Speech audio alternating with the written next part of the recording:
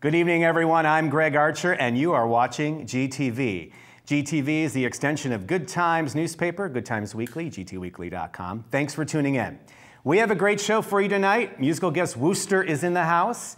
Great band, you're going to love them, Curious Musical Anomaly. And special guest, radio personality. I have a call. Answer it, it's me. What? Answer it. GTV, can I help you? Hi, my name's Kim, longtime listener, first-time caller. I really enjoy the show. Thanks for taking my call. Sure. Kim, do you know that we're standing here? We're not actually... I know. Do you know who's on the show? Well, Ethan yeah. Bearman. He's like a call-in radio show host. He's a god in this county. Would you just... Yeah, but Kim, I mean, do you know that we're... Kim, I mean, He has a we're actually in call- front of a camera. He has a call-in show. We got to do call-ins or he'll think we're losers. Well, it's actually a good point. Can I help you? Yeah, I have a problem with my car. Is your brother there?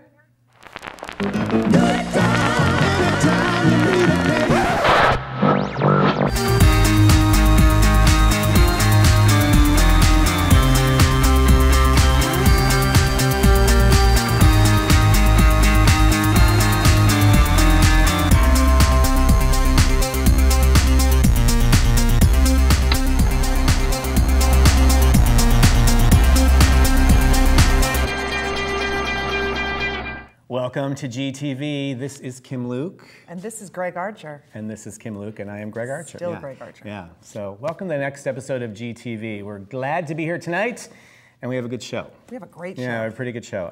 You know who's here. I do know who's here. That's how I know it's great. Yeah, it's pretty good. It's pretty good. I mean, it's north of pretty good.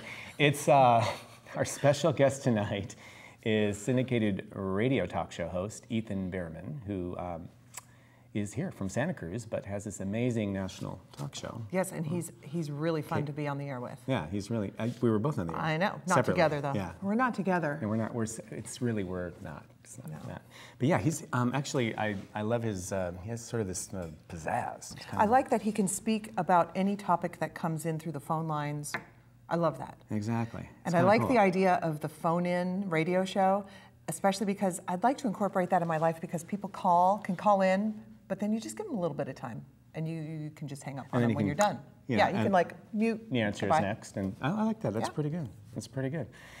Well, as we venture forth, I suppose I should share with people our upcoming cover stories in Good Times. Yeah, that's big news. You think so? Yeah, it's okay news. I mean, it's nothing earth-shattering, but I think the biggest news, yes, it's important. You must pick up each week that paper. The big news is the Best of Santa Cruz Readers Poll. It's currently up and kind of encouraging people to vote. Last year we had more votes than ever. Really? So it's kind of cool. Wow. It's kind of cool. So there's a lot of best stuff here. it's not best. It's pretty cool. So if people go to gtweekly.com, check it out. I think the poll will be up till about mid-March, so there's like another month. Sweet. Yeah, so it's kind of cool. I'm going to vote a lot. Yeah. Well, you can't. I mean, you have to vote. I'm from Chicago. I can vote. Well, I'm from Chicago. I can vote frequently. Why are you upstaging me again? We're kidding. You vote frequently in Chicago. We do. We do vote frequently. Yeah, that's true. But that's another matter. We don't want to get into that. Not yet. So we have the best of issue coming out in April. And what else is coming out? There's an interview with Marianne Williamson coming out. Nice. Yeah, I interviewed Marianne Williamson. That's pretty cool. There's a really good story coming out on March 14th. Yeah, I wonder who's doing that. Yeah, can you tell people about that? Oh yeah, it's going that. to be about the Santa Cruz Derby girls and their new home in the new arena. And what's the name of the arena? Kaiser Permanente Arena. That's right, and that's where I think some baseball players Those play tall there. guys hang out there. Yeah, something like that. I don't know. Speaking of, how's the Warriors going? The Warriors are fantastic. They've been out of town. They've had their on days. They've had their off days, but they can't wait to get home. We have the best fans in the NBA D League. Right. For people that don't know, Kim is the MC for the Warriors, and you're doing a great job. Thank you. People love this woman. I mean, they love you anyway, but you're It's up there and you have sort of this magnetic, charismatic energy. Snake charmer. Yeah, it's pretty cool. It's pretty sweet to see that. All right, so I think you're having a moment. I'm feeling a moment coming on. This is my A&E moment, and here are some really fun things that I think are worth doing in the next month. The 23rd of February, the clam chowder cook-off at the beach boardwalk. I mean, that's a given. You got to go there, get your little cups, taste some clam chowder. March 1st, Paula Poundstone at the Rio. Wow. I know. She's amazing. Paula, the Paula will be there. The Paula. On March 3rd, the Santa Cruz County Symphony Family Concert is at the Civic Auditorium. That's a fantastic place to take your kids to hear their first orchestral experiment. Nice. March 8th and 9th, Spring Awakening at the Rio Theater. Did you hear about this? It's a Tony Award-winning show, and this is an adult production by All About Theater. They usually do kids. Yeah, it's an amazing show. It won 8 Tony Awards, and it's going to be at the Rio Theater. For how many? For a while, or? Well, it's in town for a little longer, but the 8th and 9th is at the Rio. Cool. Also on the 9th at Mose Alley, Los Lobos. March 16th, the Santa Cruz Derby Girls start their home season. Yay! And between now and the middle of March, there's 8 Santa Cruz Warriors home games. Wow. Okay. So that's a lot. That's a lot of moments. I'm getting my Polish butt to that and experiencing it. All right. Hey, thanks. Thanks for that moment. You're welcome. Yeah. I recently had a moment. You did on the Bay Bridge in San Francisco. Don't fret, I didn't, do anything dramatic, but I did something dramatic. I was watching the installation of the Bay Lights by artist Leo Villarreal. The Bay Lights are going to go live on March 5th. That's going to be amazing. Yeah, it's going to be kind of cool. I was really psyched. So we have a little, a little something of my little experience with that. Let's watch. Let's watch. What would you do with 25,000 lights? Artist Leo Villarreal is doing something absolutely spectacular and putting lights on that bridge. I'm Greg Archer, I'm on Treasure Island, and in a moment we'll be on the Bay Bridge watching workers install lights for what's called the Bay Lights Project, where 25,000 LED lights will be on display for 2 years from March 2013 to March 2015.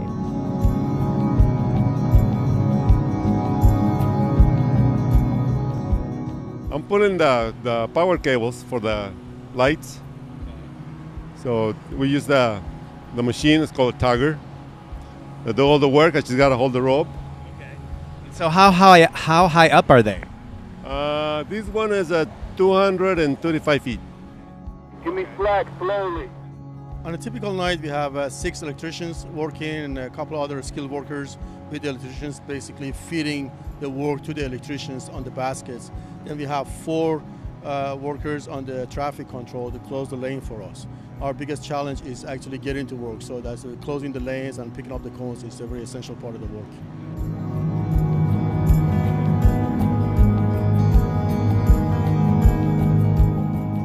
The first thing is you have to be comfortable with heights, and other than that, you're working in the harsh environment with wind and cold weather, so it's tough to be out there.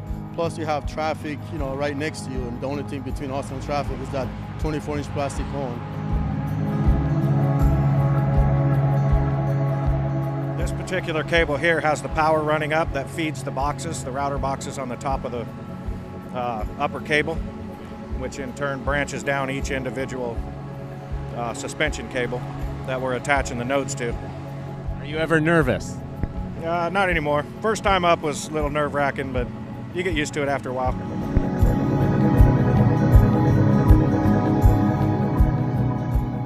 We've got 100,000 feet of wiring that will take care of the power and communication system. And it comes to about 700 boxes, distribution boxes in simple terms. And from the boxes, we get into this, that the lights are 12 inches apart. In actuality, this shows 4 inches. And they've got the specially designed clips that will hold the lights, the string of lights, and also will hold the extension cables for the next set of lights that goes up there. This is a model that we just printed on a 3D printer, so it makes it easier for us to explain it.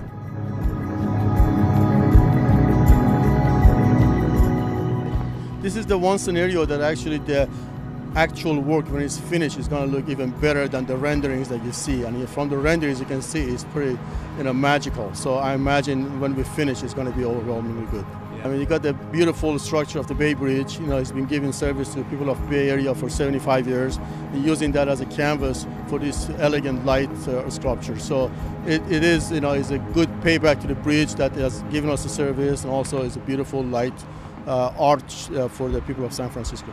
All right, thank you, Saeed. Well, you heard it here. We're on the Bay Bridge. It's an amazing project by artist Leo Villarreal. We didn't think it could happen. 25,000 lights will illuminate the Bay Bridge for 2 years. It's absolutely spectacular. Let there be light.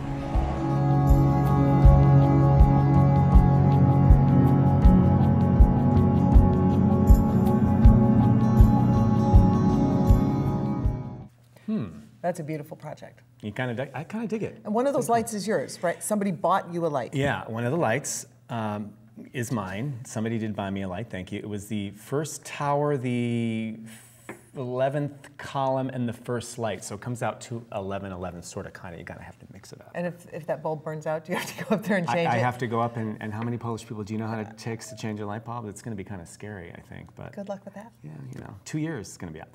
All right, so yeah, it was fun. It was really fun. So we have an amazing guest here tonight, and I'm glad he's here. His name is Ethan Bearman. He's a national syndicated radio talk show host, and he can be heard on KSCO from 4 to 6 Sunday nights. You guys should tune in. Welcome, Ethan. Thank you, Greg. It's great to be here. Kim, nice to see you again. Oh, I know, well, stereo. Nice, I like that better. It's more audio. So you're doing great work, by the way. Thank you. Yeah, and if you haven't already tuned in, you really should tune in, because you not only do you have an amazing radio voice, which is hypnotic and all that. Thank you. You're welcome. Can you keep speaking? Thank you, Greg. Yes, please come closer. Focus in on my eyes and my voice. It's very, very good. See how good it is. But you also cover a wide range of topics. And you kind of get in there and you shake things up. You are not on the left. You are not on the right. You are sort of. So tell people, like the Ethan Bearman show. Like when they tune in, what do we get? You're going to get everything and anything. So on the Sunday syndicated show, I will cover any topic, whether it's state, national, international, intergalactic. Interdimensional. It's ambitious. Anything that interests me, really. I love having that kind of control over my show as well at this point, is to be able to talk about whatever's interesting me. So I, for example, talked about the Red October cyber attack that was espionage that sounded like it was a Hollywood thriller. But nobody had heard about it. It was big international news, terrible, terrible hacking incident. We don't know who did it. I get to talk about that. Or I can talk about women's rights on an international scale. I can talk about the State of the Union address. I'm sure I will be covering that as well. That's right. That just passed. So yeah. I'm sure you're going to have a lot of, comments about that. So you're pretty opinionated, I would say. Wouldn't you say? Very much. That's very diplomatic. Yeah. Yeah. Have you guys ever heard me share my opinion before? Well, I was on your show, and you have a beautiful way of pretending to want to go this way or that with other people's opinions, but you don't get moved. I try to be open-minded to facts and information, but you have to present it in a way that's going to sway my opinion. So if you're just going to come at me with an opinion and try and sway my opinion, that's not going to work. That's fair. Yeah. So I'm curious. So why? Because you weren't always a radio host. I mean, that wasn't something. I wasn't that you born with a microphone. You weren't born with a microphone. You didn't. I don't believe you went into your professional life wanting to do that. So. Can you talk about why you wanted to start the show? Because I think that's a little interesting for people. Well, that's a good question. Not a lot of people ask me that question, so I appreciate. Well, we do hard-hitting questions. Yes, here. This is serious journalism. Walter Cronkite. This is award-winning-ish journalism. So we've got to keep it together here. But Walter Cronkite, seriously, right, Greg? Walter Cronkite School of Journalism, Yeah. yes, at Arizona State. Is that not the weirdest choice for a Walter Cronkite School of Journalism? I just think that's kind of bizarre. I would have chosen like Northwestern, but this is not about me. Tell me about you. Oh, right. No, seriously. I mean, so like what prompted you to create the show? And because it's so compelling to me, and I'm not like uber political. I wouldn't say the show is like always political. You cover so many different topics, but I'm really fascinated by the kind of work you're creating. It's kind of neat. Well, I mean, what really brought me to doing this was listening. I love talk radio, and I love talking. I love talking to people. I mean, this is just how I live, is wanting to have conversations and getting people's opinions and debating and arguing and getting to the bottom of something, and also figuring out where we have common ground so we can work together and find solutions to problems. And I wasn't hearing that on talk radio or talk television very much. I mean, there's some NPR, some CBS or PBS where you'll hear that, but it was very rare to hear on radio, and I thought this was a medium that I want to make a difference with. Nice, nice. All right, well, so I have a few topics here that you've covered recently, and so I'm just going to throw a few out there, and you just pretend like it's a roulette wheel and we're in Vegas, and the ball is going to land, you know, on something, and it's going to be the something that you want to talk about. Okay. All right, so I'm going to shoot out three. You recently... No. Oh, sorry, go ahead. You recently brought up that pennies should not exist, or the penny should not exist. penny. The penny. Yes. You also brought up the Santa Cruz Regional Transportation Commission. They have an extra $5 million. You know, in pennies? In pennies. Hopefully not in pennies. That would weigh that would wow. be really far too bad. That's why they need the buses to carry them around, That's right. probably. Exactly. I'm But sorry. you were proposing the idea of, do they care what the public thinks about that? Right. Okay. I kind of dig this topic because I think it kind of would really stir people up here. Why buying local is not always a good idea? Oh, yes. Yeah. Okay.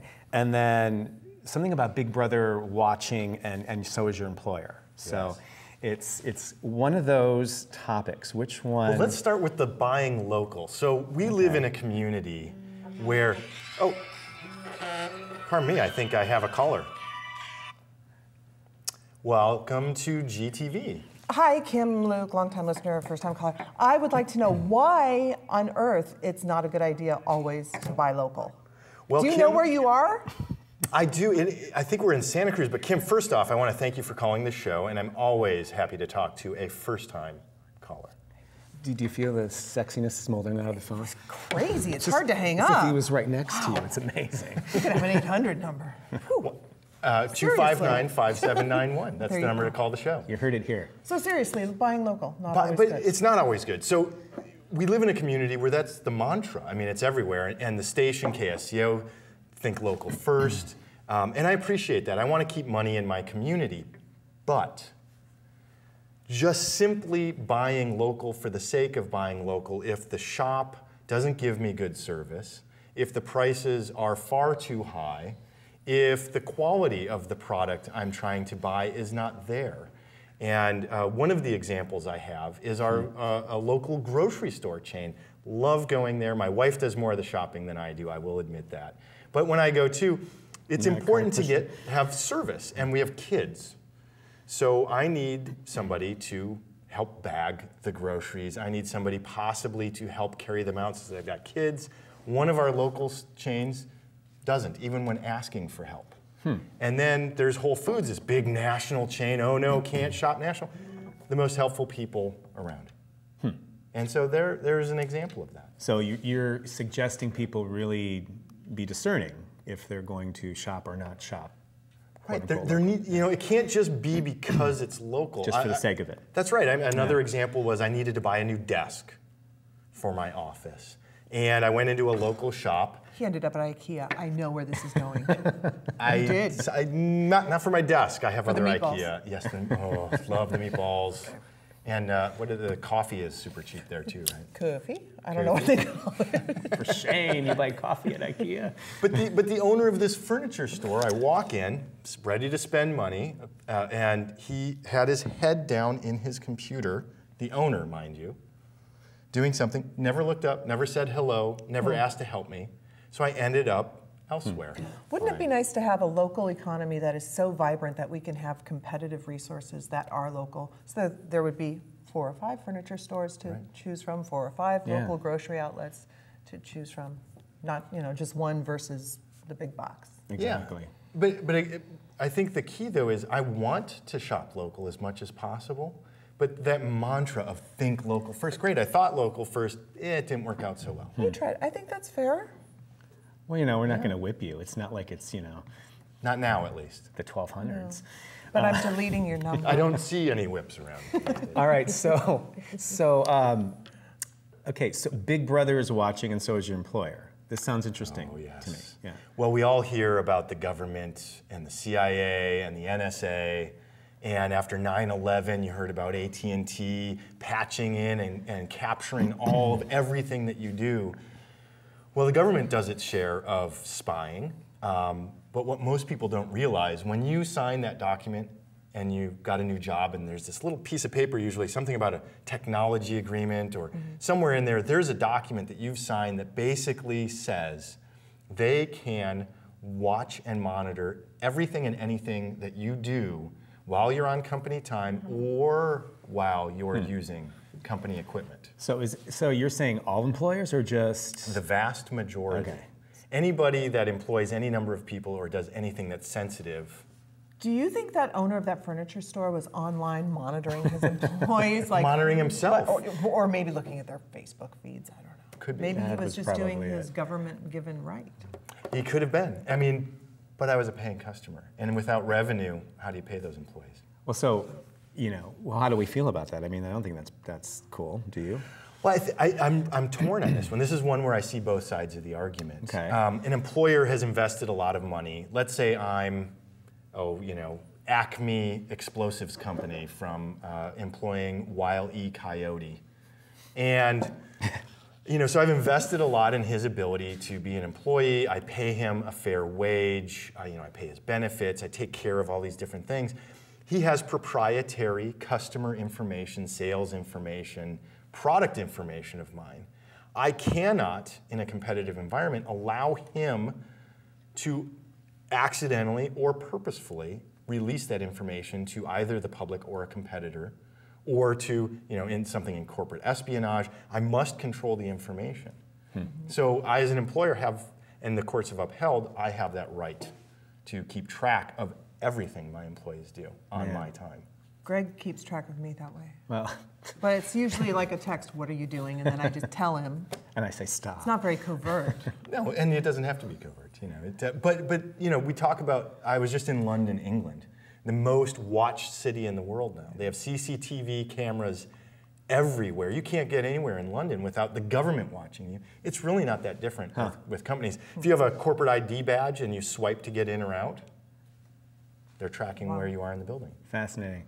So these are just a few of the juicy topics that you cover, in a month's time. But if people want to find you, they can find you on KSCO 4 to 6 on Sundays, right? Right. So it's actually live on KOMY 1340, the sister station. Great. And it rebroadcasts live on KSCO 6 to 8 p.m. Sundays.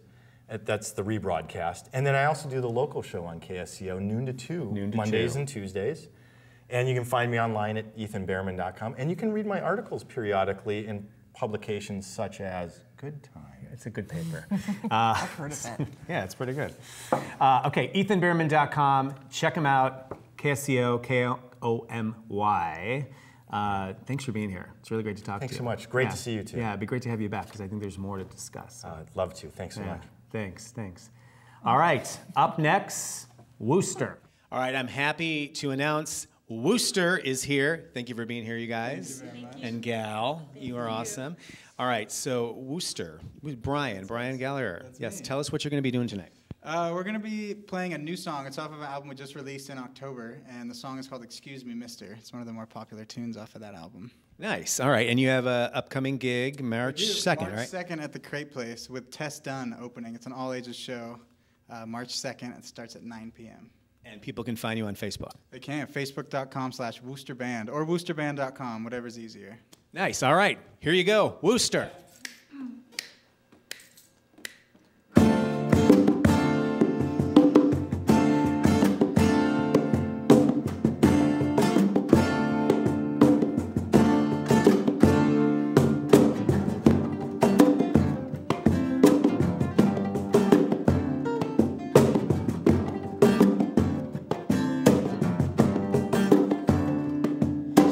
Excuse me, mister, have you ever been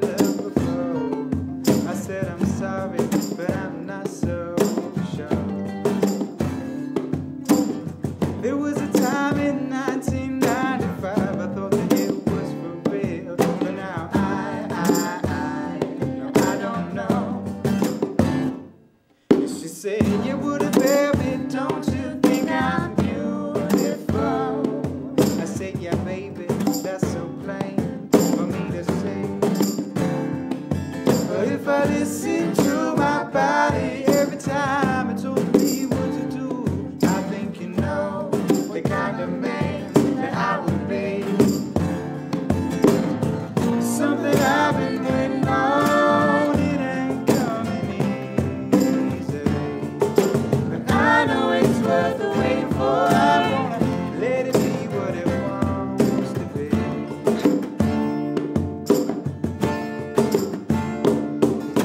Heartbreak man, are you really listening? I know what I want, but I don't know what I need. Is love at first sight just my insecurity making a man appear different than he really be? It's wishful thinking, attachment parasite, just jump from the man proceeding. It is my weakness to keep its little hobby in. And how will I know when I am in control? Oh, because blood attention's like a temporary medicine, treating my symptoms. I'm already dependent, lonely, insecure, and directionless. Done in my sentence like a speech impediment. My independence, I'm tossing and turning, cause I get distracted by all things romantic. I know soul shine is magic, but I'm missing when I grab at it. Sitting around worrying about some heartbreak man again. Something I've been waiting on, it ain't coming easy.